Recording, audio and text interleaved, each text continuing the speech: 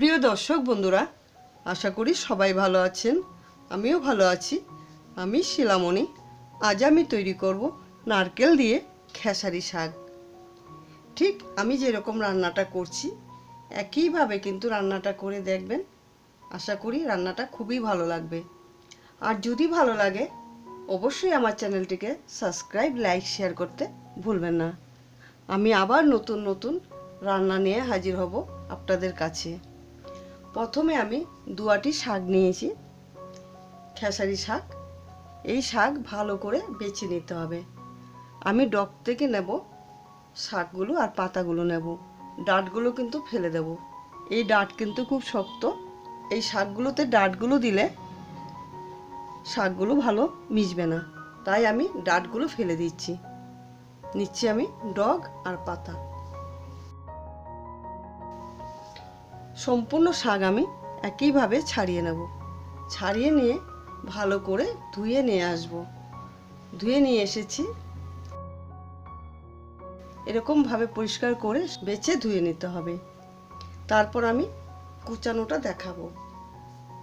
প্রথমেই কিন্তু শাক অল্প করে নিয়ে মাঝখানে কেটে তারপর আমি সরু সরু করে কেটে নেব।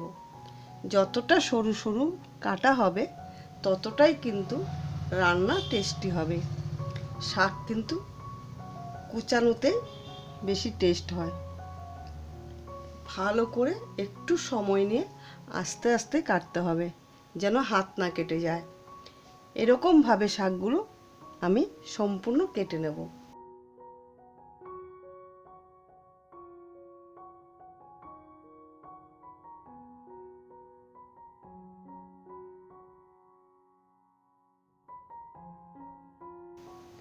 সম্পূর্ণ শাক কেটে নেওয়ার পর ওই পাশ আমি গ্যাস জ্বালিয়ে নিয়েছি। গ্যাস জ্বালিয়ে একটা কড়াই বসিয়ে নেব। কড়াই গরম হয়েছে, দিয়ে দিচ্ছি আমি 1 টেবিল চামচ সরষের তেল। সরষের তেলটা ভালো করে গরম হওয়ার পর আমি হাফ নারকেল কুড়া দিয়ে দিচ্ছি কড়াইতে। আঁচটা কম দিয়ে নারকেলটা আমি সোনালি কালার করে ভেজে নেব। এরকমভাবে রান্নাটা করলে শাকটা কিন্তু খুবই টেস্টি হয়।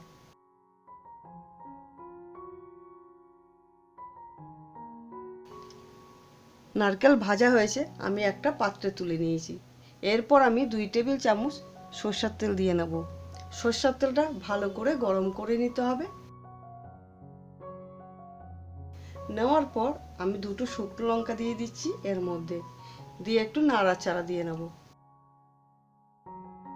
একটা তেজপাতা 2 ভাগ করে দিয়ে দিচ্ছি আমি সামান্য কালো জিরে। কালো জিরেটা দেওয়ার পর একটু নাড়াচাড়া দিয়ে দিচ্ছি আমি সামান্য রসুন কুচি, আর দেব আমি সামান্য আদা কুচি। একটু নাড়াচাড়া দিয়ে ভেজে নিচ্ছি সোনালি কালার করে।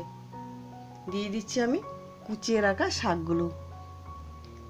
এরকমভাবে সবসময় কিন্তু শাক কুচিয়ে নিলে শাক কিন্তু খুব টেস্ট হয় খেতে। দিয়ে দিচ্ছি স্বাদ মতো নুন, দিয়ে দিচ্ছি গুঁড়ো হলুদ, 4 কানা কাঁচা লঙ্কা চেরা। এরপর একটু নাড়াচাড়া দিয়ে আমি 3 থেকে 4 মিনিটের মতন রেখে দেব ঢাকা দিয়ে। আঁচটা কিন্তু কম দিয়ে রাখবো। 3 থেকে 4 মিনিট পর দেখছি শাক থেকে কিন্তু জল উঠছে, শাক কিন্তু সিদ্ধ হয়েছে। এরপর একটু নাড়াচাড়া দিয়ে নিচ্ছি। নাড়াচাড়া দেওয়ার পর দিয়ে দেবো আমি সামান্য চিনি,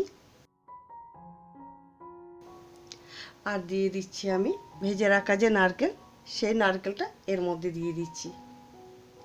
এরপর নাড়াচাড়া দিয়ে ভালো করে শাকের সঙ্গে মিশিয়ে নেব। এরকমভাবে শাকটা রান্না করে খেয়ে দেখবেন, আশা করি খুবই ভালো লাগবে। যদি ভালো লাগে বন্ধুদের সঙ্গে ভিডিওটা শেয়ার করবেন। আজ আমি এখানেই শেষ করলাম। ভালো থাকবেন, সুস্থ থাকবেন। এরপর আমি ডিশে পরিবেশন করে দেখিয়ে দেব।